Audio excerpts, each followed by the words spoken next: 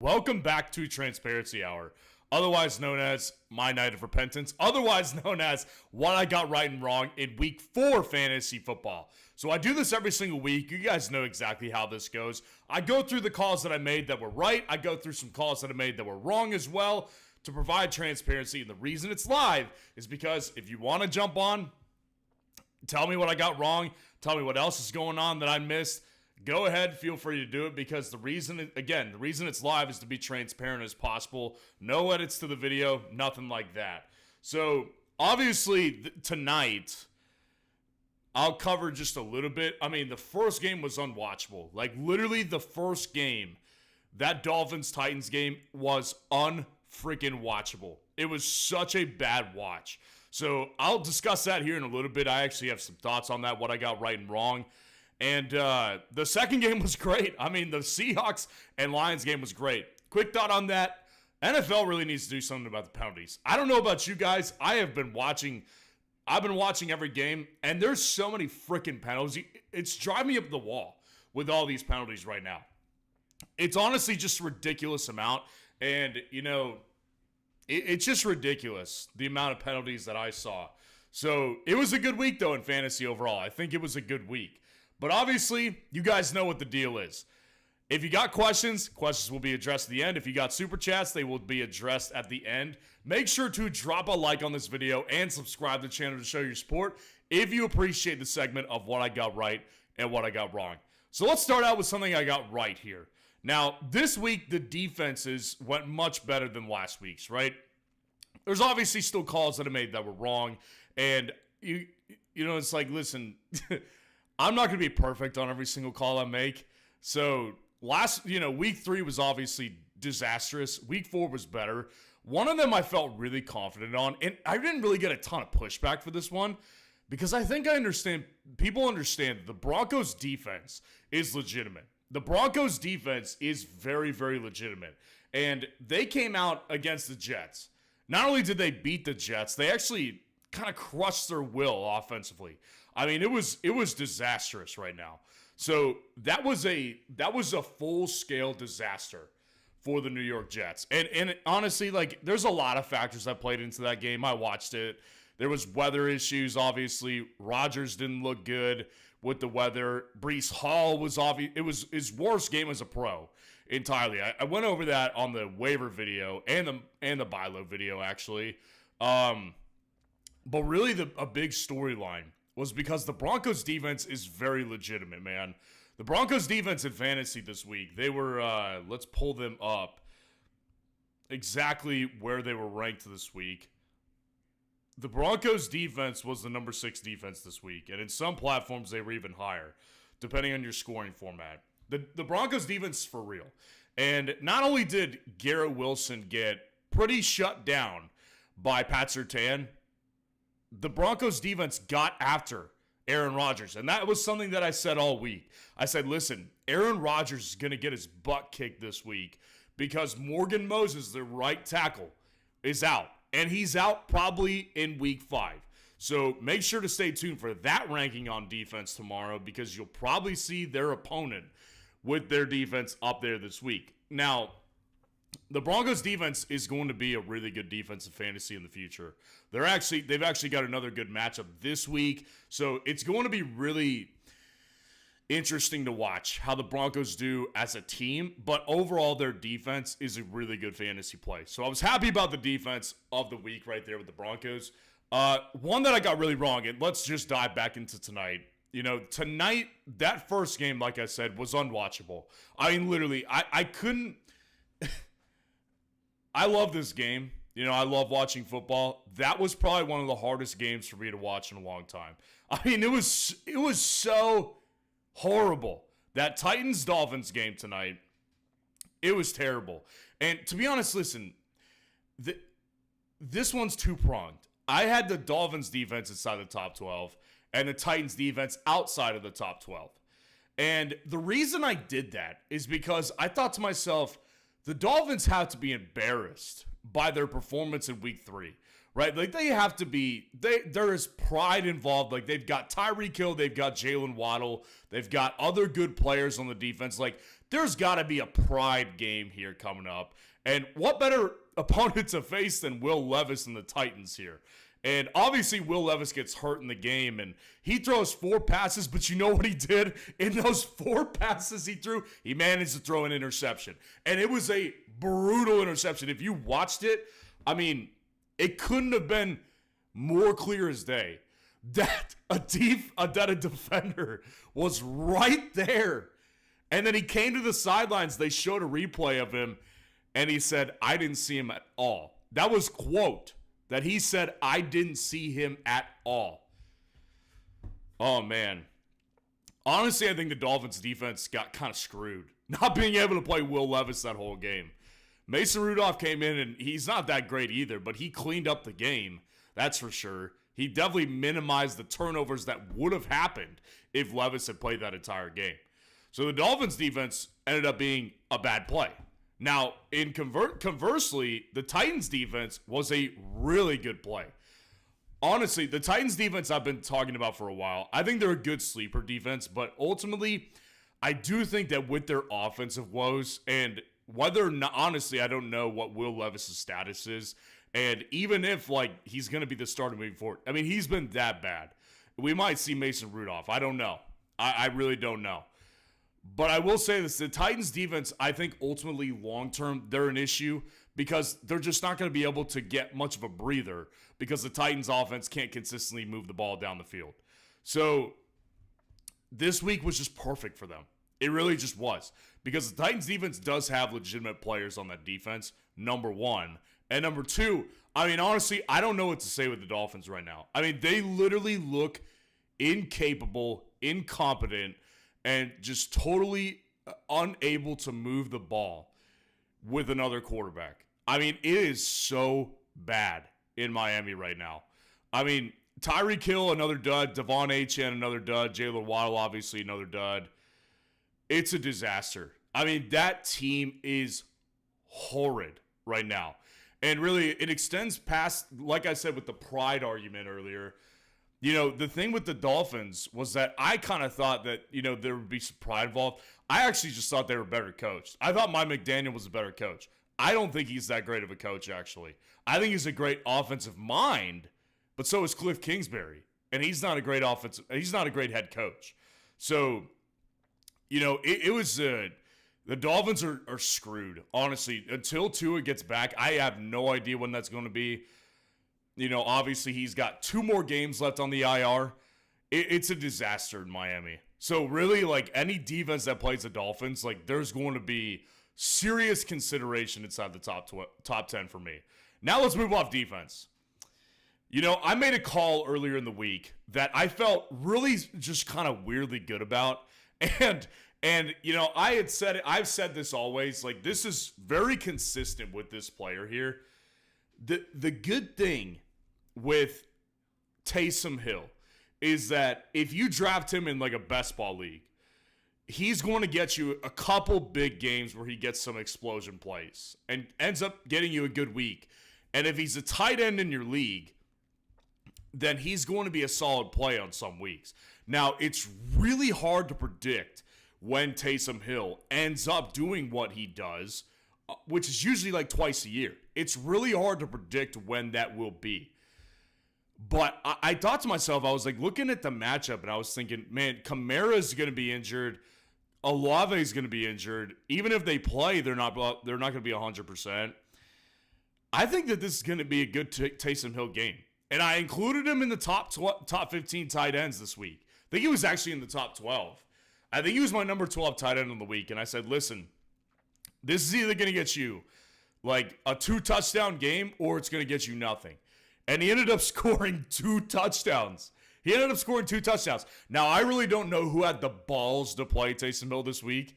I wasn't able to. A lot of the leagues I was in, he was already snatched. Or I have good tight ends in the leagues that I'm in. So I didn't play Taysom Hill at all. But if you played Taysom Hill, he had 2 touchdowns, and then he went out with a concussion. Like, he could have realistically had another touchdown at some point in that game. So Taysom Hill remains the craziest, most interesting fantasy football player because There are weeks where he will do this. He will do this for you in certain weeks. It is so hard to predict when they will happen. But this week, I mean, I just had a feeling. I had a feeling looking at the matchup here. So I felt really good about this one because I don't know if I'm going to be able to predict Taysom Hill going off many more times. I mean, that was a crazy game. Next thing I got wrong. This is really, I don't even just think it's like, again, I don't like to pass blame on this one because the reality is like I make the calls. I don't care what other people are doing. I don't care what other creators are doing. I really don't. I rank my own rankings based on how I feel and based on what I see. This is more of a, but I got to tell you this. This is a fantasy wake-up call. It's a fantasy community wake-up call. For those of us who draft Patrick Mahomes in fantasy football, when you draft Patrick Mahomes, what you're expecting to get is a quarterback that you can just play every single week except the bye week and just be able to cruise through with like really consistently good fantasy production. And his price reflects that. Every year in fantasy football drafts, he's like a third rounder, a fourth rounder. Like, it's always like that with Patrick Mahomes. He's always expensive. And you'd think that with that price, it's like you're getting very consistent fantasy play. Patrick Mahomes has been nothing more than mediocre in fantasy football all year. And really, if you look back to last year, most of the year. Now, the one good thing with Mahomes is you could kind of guarantee, or at least up to this point, we'll talk, Rashee Rice, a whole nother story. You could almost guarantee that Patrick Mahomes was going to get you at least like 15 fantasy points. Like, he was never going to kill you and destroy your week or anything like that. And that was a good thing about Mahomes. But this guy has very rarely finished like as a top 5 quarterback, which is exactly the production that you need when you're drafting him where you're freaking drafting him. So, again, this is more of a fantasy football wake-up call that we need to understand. Mahomes, not only, this year it's going to be tough. I mean, really, because they're dropping like flies. I mean, Kelsey had a better game. He had the best game of his year so far. Xavier Worthy, I expect him to be more involved. But without the consistency that he got from Rashee Rice, it's going to be tough sledding for Mahomes in fantasy. Honestly, like I'm okay with trading Mahomes for, if you could get Jayden Daniels, that'd be great. I doubt you'll be able to get Jayden Daniels. I'm okay with getting... honestly, like I'm okay with getting Baker plus a good asset because that's the thing is like Mahomes at this point, what he has is the name value that people want. Like the casual fantasy football player will trade for Mahomes because he's Patrick Mahomes. But the reality is like you're not getting very good production at the quarterback position if you trade for Patrick Mahomes. So it's been a disaster, and it's not getting better. I mean, this is only going to get worse, if anything, because Mahomes is going to be throwing to nobodies outside of Travis Kelce. I mean, he's got Worthy, and I think Worthy's role by necessity will increase. But outside of that, you've got Justin Watson. You've got Juju Smith-Schuster. I mean, it's a bunch of guys that have no business being in a starting lineup. So Mahomes, it's not getting better. This is a fantasy football wake-up call and an announcement that we need to rethink as a community, and especially the so-called experts. I guess some people put me in that category. That's a different story. But we need to recalibrate our thoughts on Patrick Mahomes. Patrick Mahomes his fantasy upside is just not nearly as high as we once believed it was. Here's something that I don't want to sound like I'm beating a dead horse on this one, because I promise I'm not trying to do that. But I was shocked, like going into the week this week, when it became more and more obvious that Jordan Love was going to play. And I had so many questions about, like, should I play Jayden Reed over, like, Michael Pittman or DJ Moore or, Tony Pollard?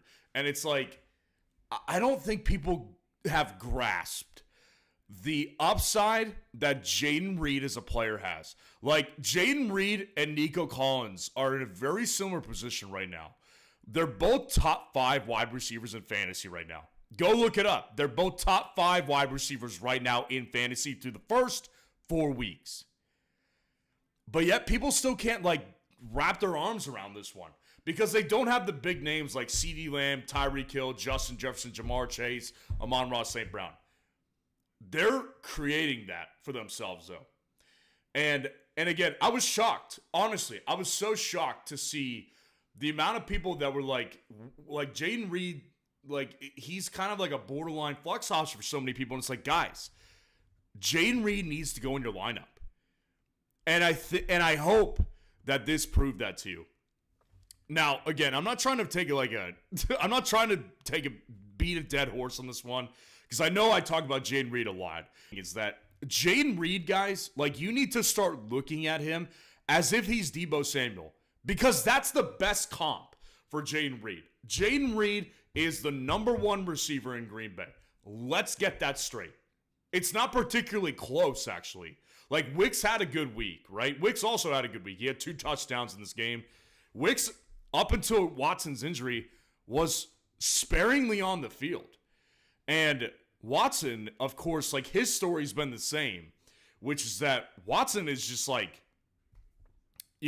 Watson is really just more so the people who were in Dynasty, like, they loved Watson. I was never a huge Christian Watson guy, but really, like, his name is kind of like entered, like, it became fantasy football royalty in a way because he had a good rookie year. But Watson has been nothing more than an infrequent big play guy. And Romeo Doubs is one of those guys that, like, he's disappointing most of the time, and sometimes he'll get you a big game. Jayden Reed's the number 1 in Green Bay, and Jordan Love slings the freaking rock. Jayden Reed, I will tell you this. It's going to be like Deebo Samuel. He's going to give you stinkers. But the reality is, he should not leave your lineup at this point. Jayden Reed, his fantasy standing right now, as a top 5 wide receiver, that's where you need to recalibrate your thoughts on him are. Jayden Reed is going to be a top 12 wide receiver this year. I'm pretty confident in that. And again, he's not going to do this every week. Like, these are spike weeks, and both games have been with Jordan Love that he spiked. But there will be weeks where he disappoints you because he is like Deebo. He's not going to get you 12 to 14 targets in a game like CeeDee Lamb did last year or Amon-Ra St. Brown will do. Like, he's not that wide receiver. What he's going to do for you is he's going to get you 8 targets, 7 targets, 6 targets. He's going to be really efficient on all of them. He's got plenty of yards after the catch ability, and he runs the rock almost like once a game at least. This guy is such a good football player. He should not be leaving your lineup. When Jordan Love is healthy, the upside with Jayden Reed is stupid good. Now, here's something I got wrong. And this is really the call of this week. Like, I thought DK Metcalf was going to be good. But for those of you who've been following the channel for a while, like, I've never been a huge DK Metcalf guy. I've always been lower on him than consensus. And really, last year was kind of a turning point for me where I was like, we got to really reassess DK Metcalf. Like, he's just not a great fantasy asset. I got to tell you this. Through 4 games of this year, I've realized how bad Shane Waldron is. Shane Waldron, for those of you who don't know, was Seattle's offensive coordinator last year. Now he's Chicago's offensive coordinator. When you look at what Seattle did offensively last year, they have pieces, man. The fact they weren't able to do more with those pieces last year was like, it should be a crime, right? Like, it was so disturbing how much talent that they had right? It's it's just, I know I'm having technical difficulties, guys. I know we're trying to figure out some streaming issues on my side. We're having some issues, but just try to bear with me. But not only that was the Seahawks offense just not very good last year. The Bears this year are feeling the wrath of him. I mean, he's been horrible for the Bears. And the Seahawks with Ryan Grubb have been night and day, like more efficient, getting the ball to their best playmakers on a consistent basis. DK Metcalf honestly should have had a much better fantasy day. Like, he had several red zone targets. First of all, one of them he should have had as a 2-point conversion. Like, they robbed him of a catch in that one. The first one, he was going down the field, splitting the hashes, and Geno delivered a pretty good ball, but like he got draped by the corner. The corner literally was draped all over him, and they called it obviously, but that was the first one. The second one was late in the game. It was right there at the end of that game, and DK was one-on-one coverage, and the play had been the play was still in play, but that play there was a offsides call, right? So it kind of screws up everybody. They're going half speed almost. It's like people don't know if whether the play was blown dead. They let it play, right? DK Metcalf is one-on-one, in the end zone. And, I mean, he gets tackled. He gets absolutely tackled in the end zone. And it's like, there's no flag. What's going on? What was that all about? So DK Metcalf, he was peppered with targets tonight. And he did well. But, the fantasy game wasn't breaking. But I got to tell you this, guys. I have been, this year, the distaste towards me for ranking DK lower at the beginning of the year is very justifiable. I mean, this guy looks really good again. And he is being fed the ball on a consistent basis now. And really, if you take out that one game in week 1 versus Pat Surtain, he's been a monster in fantasy. So with DK Metcalf, this is a wide receiver 1 in fantasy for sure. Potentially top 5. I mean, honestly, Geno's delivering the ball at a good enough pace. And it's, this offense just looks so much, it's night and day. It's honestly night and day. From last year to this year, it is so night and day what this offense looks like. So DK Metcalf overall, I was definitely wrong about DK Metcalf. So, that was a bad call. But DK Metcalf moving forward, I know what I'm seeing, and it's not a fluke. DK Metcalf is going to be a top 10 guy for the foreseeable future for me. Here's a bonus one. I just wanted to throw this one in there really quick. The reason it's a bonus because I might be jumping the gun on this one. I might be overreacting.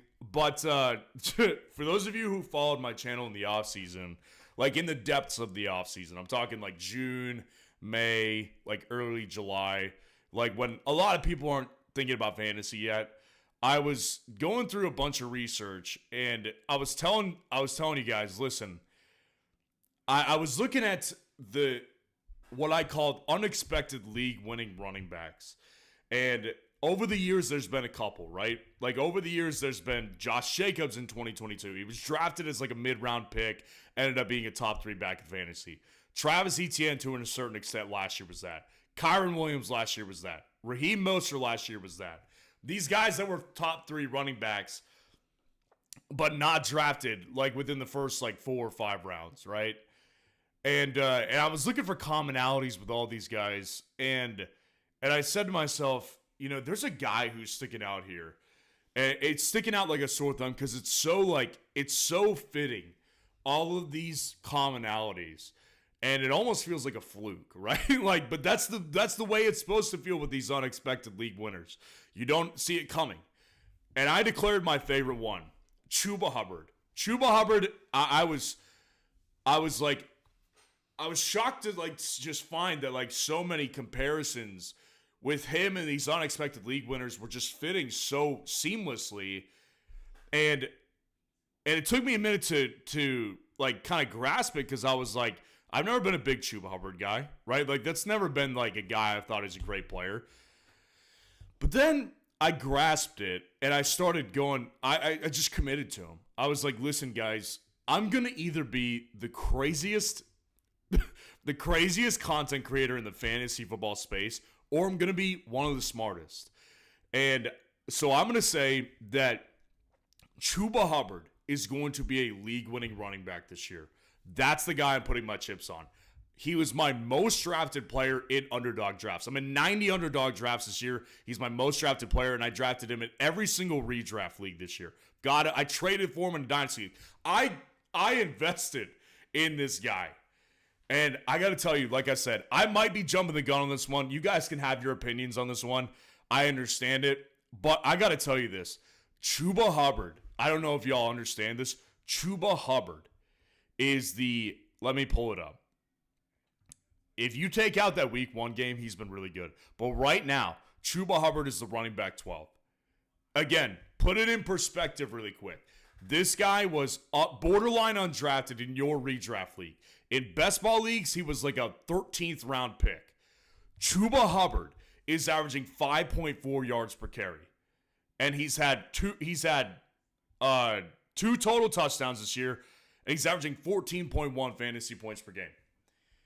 Chuba Hubbard looks pretty good, man, in fantasy. Like, honestly, like, I started just, like, playing him. Like, in my dynasty league that I traded for him, I started him this week. Had a massive week with him. Chuba Hubbard has been great. And like I said, have your opinions on it. Let me know. I may be jumping the gun on Chuba Hubbard on this one, but the way he's been performing, if you take out that week 1 game where they looked incompetent against the New Orleans Saints, you take that game out, he has been an electrifying fantasy back. Let me see. I'm going to actually plug him in after week 1 and see where Chuba Hubbard's been. So week 2 to week 4, Chuba Hubbard is the running back 6 in fantasy. I gotta tell you, Chuba Hubbard is very, very good player. And I see a comment, how does Brooks mess with him? That's why I was saying, like, I might be jumping the gun. But what my argument was all offseason with Chuba Hubbard, like, if I thought that Jonathan Brooks was going to affect Chuba, I wouldn't have said Chuba's a league winner. But there's one of the commonalities with these unexpected league-winning running backs that I found was that all of these guys, Kyron Williams, Josh Jacobs' his rookie year, Travis Etienne in 2023, and Raheem Mostert, all of those guys, every last one of them, had a rookie that was drafted in the running back field, and 2 of those guys were day 2 picks, Tank Bigsby in Jacksonville and Devon Achane in Miami. It didn't affect their outcome in fantasy. Now, the Panthers' offense isn't potent enough to be able to sustain 2 running backs like Miami's. I ultimately think that Jonathan Brooks is not going to be, I think he's going to be mostly irrelevant this year. Honestly, I was telling people to avoid drafting him this year. I truly believe that Chuba Hubbard is going to be this lead back. Like, you can't, at this point, you can't pull Chuba very easily, especially if Brooks isn't healthy, which, by the way, I've been looking at this one because I'm monitoring very closely, like, what the Jonathan Brooks situation is. But Jonathan Brooks, right now, apparently, like, an inside reporter was like, listen, he's not even, like, he hasn't even, like, taken practice yet. He hasn't, like, seen any real access since November. Like, they're going to ease him back in. So it doesn't look like he's returning in week 5. Or potentially in week 6. So let's say that Chuba Hubbard runs off another couple of good games. How can you realistically pull this guy? It reminds me of, like, when people were worried about Kyron this offseason, when they were like, oh, Blake Corum's here now. Like, what are they going to do? Kyron's going to lose volume. And it's like, guys, Kyron didn't have just some, like, run-in-the-mill season. He literally was elite last year. And Kyron's been elite so far. He's the running back 4 right now. So Chuba Hubbard, like, realistically, if he continues to play as well as he is, Jonathan Brooks will be irrelevant. They can't realistically pull him. So, again, everybody's got their opinions on this one. That's fine. That's why it was a bonus one. But I feel really good about Chuba Hubbard right now, so I wanted to include it. But that was what I got right and what I got wrong. I appreciate y'all being in here. Make sure to drop a like on the video and subscribe to the channel if you like it. And let's go through a couple questions here. Haven, I appreciate the super chat. I'm so sick of Mark Andrews not doing anything. Yeah, you and me both. I think a lot of us share in that one for sure. I have Colby Parkinson on the bench the past few weeks. Should I wait it out or switch them out at this point? Man, I mean, honestly, that's a great time to get into Mark Andrews. You know, I was on the waiver wire video that I put out late last night, that I always put out at the end of Sunday night. I was talking to somebody in the comments, we were talking about Rashee Rice and how depressing that situation is. And he was like, and I'm sick of Mark Andrews. And I was like, listen, Rashee Rice, like his story is a true fantasy football tragedy of this year. But Mark Andrews is a completely different story. Like Mark Andrews, 2 straight goose eggs, 1 target in each game. And if you look at the snap count percentages from Mark Andrews, he's been like on the field less than 50% of the time.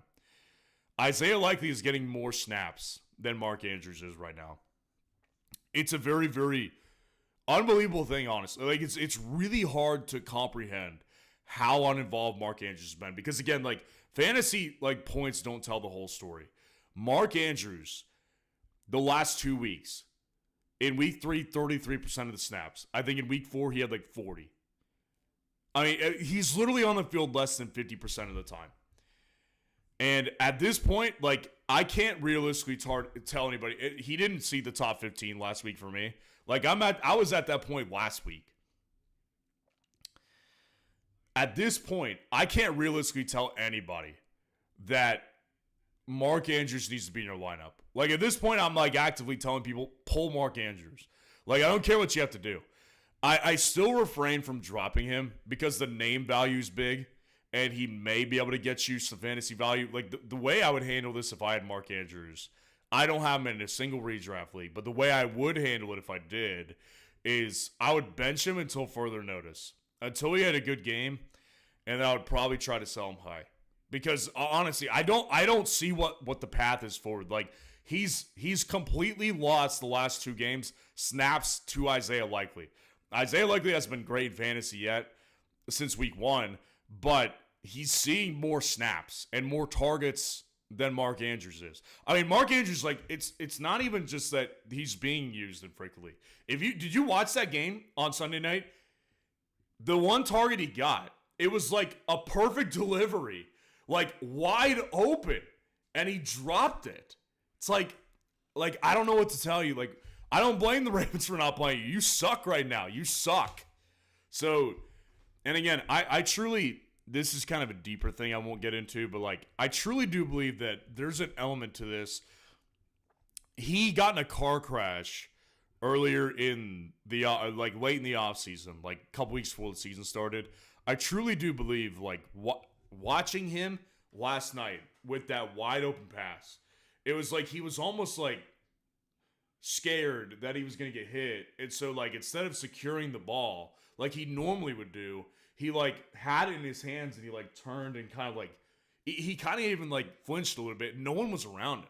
And I was just I sat there and thought, I was like, I wonder if there's like some sort of like mental psychology going on with him that makes him afraid of like getting hit right now. Honestly, I do think it's like worth questioning. Like at this point, like we're trying to find anything that's wrong with Mark Andrews, right? And that was kind of the one thing that I was like thinking. So with Colby Parkinson, like as much as I don't want to play him, like at this point, if you can get any production in tight end position, like you have to do it. And Colby Parkinson's not great, but he's getting you more points than Mark Andrews is right now. So I mean, yeah, like I would say switch him out for sure. But again, like my ultimate thing with him is that Mark Andrews is not someone I am personally dropping. I see people in the chat saying that they dropped him, and like I understand why you do. I mean, he's doing nothing. In real fantasy football, he's got no value right now.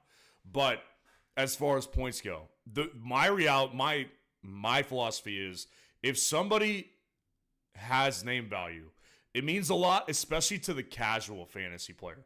So if you're in like a family league with like your cousin, right? And your cousin's like, oh, I kind of just like to play, just to be with everybody, but I don't really pay attention. It's like, well, Mark Andrews has a big name, right? So it's like, you wait for him to have a big game. It'd be like, oh, look at this. The rebound's coming. And it's like, oh, I'll take him. Yeah. That's the move I'm trying to make personally. Now, I'm in a lot more competitive leagues than just family leagues, so it's harder to sell Mark Andrews. But, I mean, again, there are people that I think will pick him up. Because, again, I always come back to this. Do a litmus test on yourself. if somebody else had Mark Andrews, would you put in a claim on him? Even if it was $0 if you're in a fab-based system, if your answer is yes, he has trade value.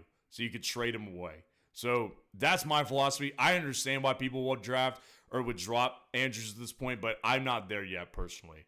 I think he can recover. I think he will recover at some point and have a good game. I have a really hard time believing like we're not going to see a touchdown from him this year, because that's 4 weeks of the season he's done nothing. So I just kind of have a hard time believing that he doesn't have a big game at some point. Appreciate the super chat though. So we'll take a couple more questions before we sign off tonight. We got to make the wide receiver video and the defense video. So let's take a couple more questions before we log off tonight. Nate Dogg, what's going on? Does Kansas City trade back for Tyreek Hill? I mean, I think the Dolphins would be stupid to do it, right? Like, the Dolphins are in conference. You know, it's...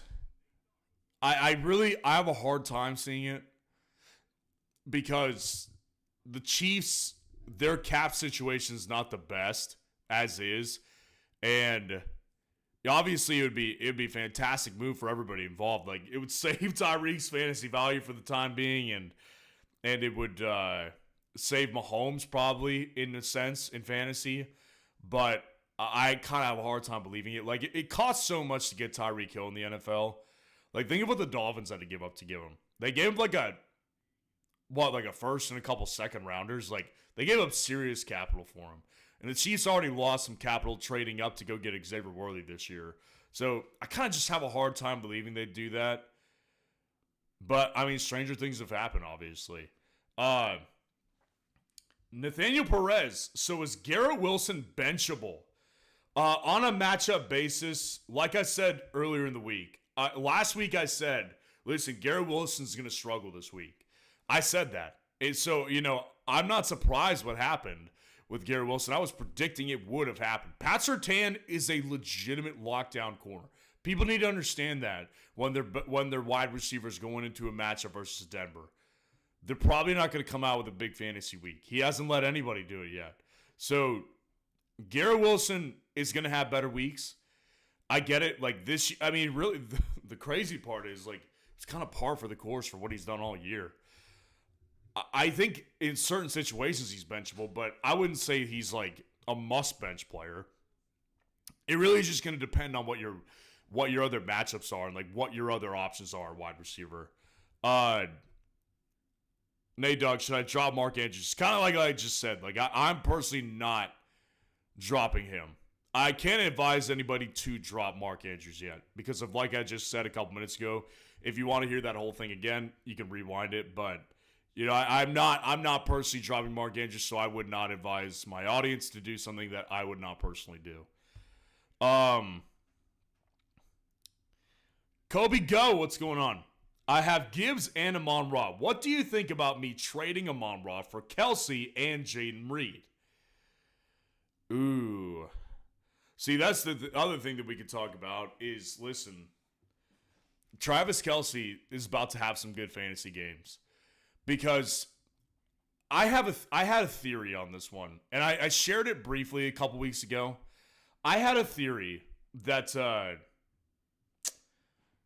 when the Chiefs reached the playoffs last year, and even like the last couple games of the season, Travis Kelce all of a sudden started looking good again. And then in the playoffs, like, he really looked good. I mean, he was a huge reason the offense was able to score points. And I just remember thinking, like, how could this be? Like, he looked so old, and he looked like he was washed up last year during the season. And then all of a sudden in the playoffs, he turns it on. And I thought to myself, like, oh, I understand it. It's like what Gronk did his last couple years in the league. When he was with the Patriots and even the Bucks, it's like Gronk, like, he used to take games off and kind of save himself in the playoffs. And I think that when you're at that level with, like, where Tom Brady was at, like, all those Super Bowl wins, it's like he understood how to win and get to the playoffs, and he understood that really it doesn't matter until you get to the playoffs. and you have to win. So you kind of have to save your guys, especially if they're older, for the playoffs. And I think it's very possible that's what we were seeing with Mahomes and Kelsey. I think it's very possible because, Kelsey definitely looks old. Like, if you watch him play, like, he definitely does not look like he has the same explosion. He's dropping balls. Like, it doesn't look the same, right? But at the same time, like, he comes out yesterday and all of a sudden, like, he looks good again. It's like he's their most important receiver on the team yesterday. And it kind of clicked for me yesterday. I was like, oh, I think my theory was right. I honestly think that they were trying to use him very sparingly during the regular season, as much as they could get by without using him very much, so they could save him for the playoffs, because it worked for them last year. Now, again, at this point, I don't think they have the luxury to do that anymore. So that makes Kelsey more valuable in fantasy, because I think they're going to start using him more because they have to. So Kelsey definitely has, like, he's returning value, I think, close to where you drafted him at this point. I do think we're going to see some good Travis Kelce games. So, and Jayden Reed, obviously, I think he's a top 10 receiver. It's hard. Amon-Ra is obviously, like, he's so capable of doing this, and he does it more consistently than Jayden does. That's kind of the one thing with him, is it's more consistent.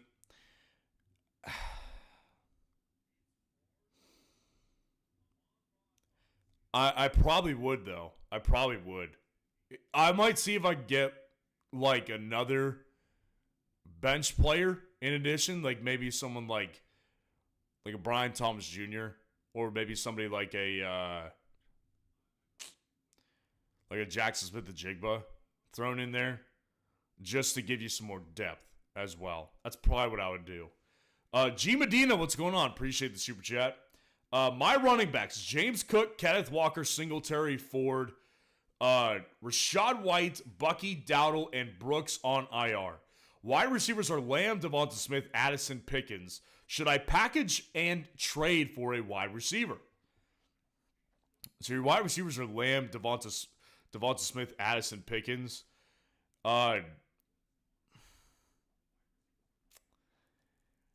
honestly, like, what's your record?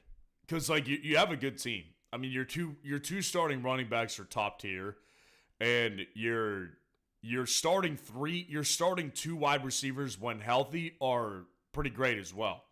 So I'm curious to know what your record is. I do think that you could potentially use an upgrade at wide receiver. I don't think that, like, you're going to get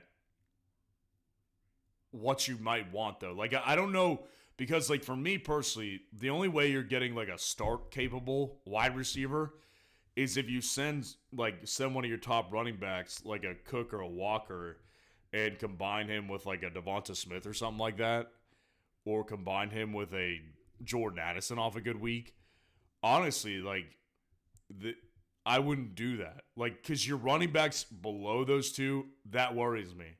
Like, Singletary's going to have more bad weeks. Ford is potentially going to become closer to relevant here soon with Nick Chubb's potential return here soon. Jonathan Brooks, I don't think much of. You're 2-2.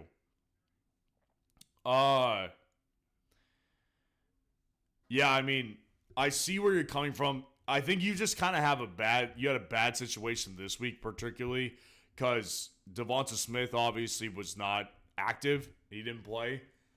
And CD's kind of underperformed a little bit for draft price. I mean, he definitely has. The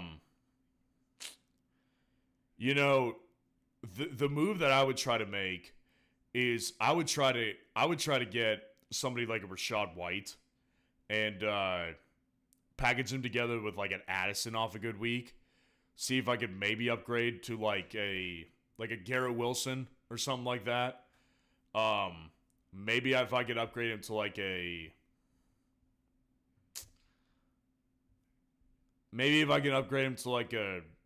Deontay Johnson or a Chris Olave. But honestly, like, I think that Addison can be started in a lot of weeks. So I probably wouldn't. I probably wouldn't do it unless you did it for one of those guys. Like, because at the end of the day, like packaging Addison and Rachaad White together is basically getting a steal, in my opinion. Same with Olave. Same with Deontay.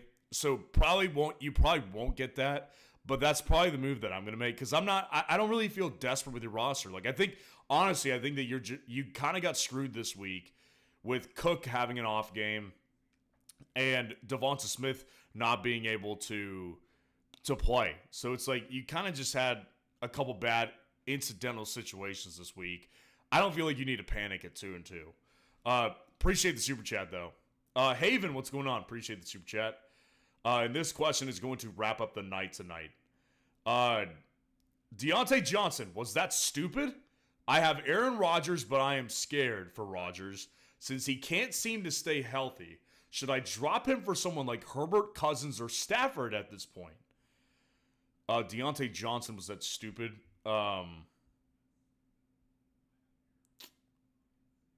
I trying to understand where you're at with the Deontay Johnson thing. If he did something in the game, I will say that that is one that I did not watch this week yet. I'm going to watch that here tomorrow. So if he did something stupid in the game, I haven't watched it yet. But I will say this, Deontay Johnson, like he's looking good in fantasy. Like he's been the wide receiver one on this team from the get-go. Really what it's all about is Bryce Young versus Andy Dalton. We have the clear answer right now who the Panthers have as their starting quarterback here. It was a two-part message. I'm trying to find the other part of it.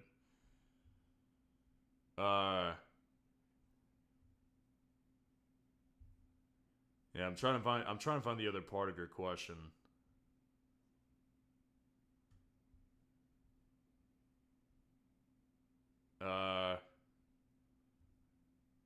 Haven, can you put whichever part was in the first part in down there? Because I can't find it up there. Yeah. I mean, I just can't. I can't find the other part of that question. But to answer the second part of your question, which is that should you drop Rodgers and go after someone like Herbert, Cousins, or Stafford? So me personally, my thoughts on this are Rodgers is definitely like when Rodgers is on, his ceiling is basically like 20, 22 points. And we saw that against the Patriots in week 3. Now the problem is when Rodgers is old, and he looks old, right? So with Aaron Rodgers, it's hard to put a lot of confidence in him when I don't trust his offensive line, and I don't right now. I mean, I said this last week in that defense video. Losing Morgan Moses on that offensive line for the Jets was massive because Morgan Moses, they bring in that first round tackle. I had someone in the comments being like, he's going to be fine. It's like, listen, he was a backup for a reason. Like, they went out and signed an old Morgan Moses for a reason. They didn't trust this guy. And it proved to be very true. I mean, Rodgers was under freaking duress yesterday. So with Rodgers, he's just not as mobile as he used to be. So Rodgers is going to have more games. And mind you, he plays the freaking Vikings this week. They're going to be after him. There's not only history of a rivalry there with Rodgers and the Vikings, there's also a ridiculously strong defense he's taken on. So he's going to have a rough go of it, especially in next week. Now, with Herbert, Herbert really doesn't provide much upside. It's not like it once was with Herbert. He just doesn't. He's not on an offense that wants to throw the ball, and they don't have top tier receiving options. What they have works for their team. They very well could have beaten the Chiefs yesterday. What they have doesn't work for Herbert in fantasy football. It works for their team because they have a philosophy of running the ball. but he doesn't ultimately have a ceiling like he once did when he was throwing to Keenan Allen and Mike Williams, and they were primarily a passing team. With Cousins is taking on the Bucs this week, and that's a good matchup. Like Thursday night, that's that game on Thursday night. That's a good matchup against the Bucs secondary. Their defense altogether is really banged up. They looked good against the Eagles, honestly, because the Eagles had no wide receiver help, and Hurts looked bad without his top wide receivers. Honestly, I'd rather play Cousins. Yeah, I'd personally pick him up because Cousins, at the very least, like, he's got basically the same ceiling, maybe a little bit higher than Aaron Rodgers does at this point. But I think he actually has a safer floor because I trust his offensive line more than I trust Rodgers. I don't trust the Falcons a ton. I trust them more than Aaron Rodgers. And Cousins is going to be innocent. Like he's basically got like the same weapon arsenal, right? Like a good running back and a solid number one wide receiver. So I would go with Cousins this week because of the matchup.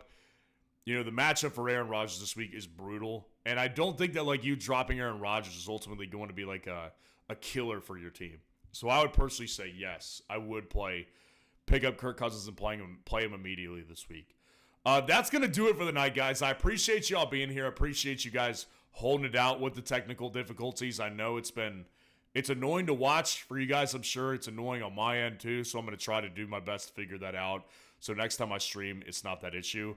All right, we had one more question at the end here. Hayden Singleton, I appreciate the super chat today. Hey man, love your channel. Well, I appreciate you. Been watching your content since last season. Just wanted your thoughts, my team. 10-team full PPR. Burrow, Jonathan Taylor, Kenneth Walker, Nico, DK, Ferguson, and London. Justin Fields and Nick IR. Let's see. So you've got full PPR, Burrow, and Justin Fields as your backup. So I like your quarterbacks. Jonathan Taylor, Kenneth Walker. Great running backs. When healthy, Jonathan Taylor is a problem. He's got a high ankle sprain right now. And, I mean, high ankle, he's going to miss a couple games, right? Like, he's going to miss a couple games. I would try to make sure I could grab Trey. Honestly, though, like, this is the reason I didn't include him on the waiver wire video. I don't really think of Trey Sermon as, like, a guy that you need to have. Like, I would personally rather go after a guy like Bucky Irving if he's still on your waiver wire. I would try to go after somebody like a Rico Dowdle if he's on your waiver wire, right? Like, I'd rather play those guys over Trey Sermon myself, but obviously when they're both healthy, it's great. Nico, top two wide receivers are fantastic. Nico and DK, that's fantastic. Ferguson's a great tight end, and London as a flex is solid. So, yeah, I mean, I love your wide receivers. Your running backs, when healthy, are fantastic. Honestly, like, what I might think of doing is, since Jonathan Taylor's going to miss time, if you don't have a good backup running back, my personal thoughts on this would be to think about selling Justin Fields high. And I like Justin Fields moving forward. I think he will have good fantasy games, but he will have duds too. Joe Burrow, I think, is actually starting to catch heat. So I think he's going to start catching fire, and Burrow is going to be fine.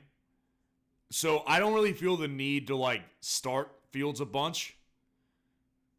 I would think about packaging together Fields with, like,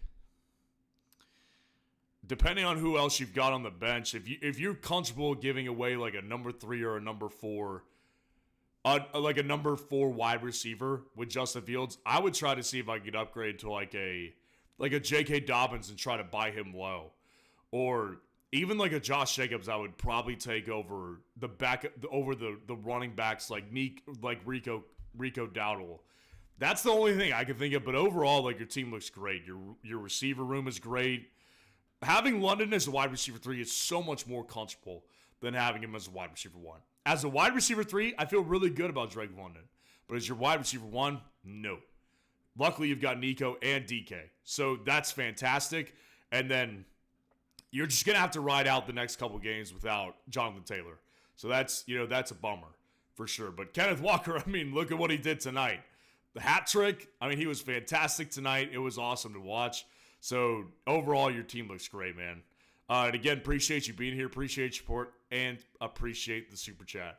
But that will wrap it up tonight, guys. I appreciate y'all being here. Thanks for hanging in with me through the bad audio video issues. We're going to get that fixed. And I'll see you guys on tomorrow's wide receiver rankings and defense rankings. Peace out, guys. Have a good rest of your night. Thanks.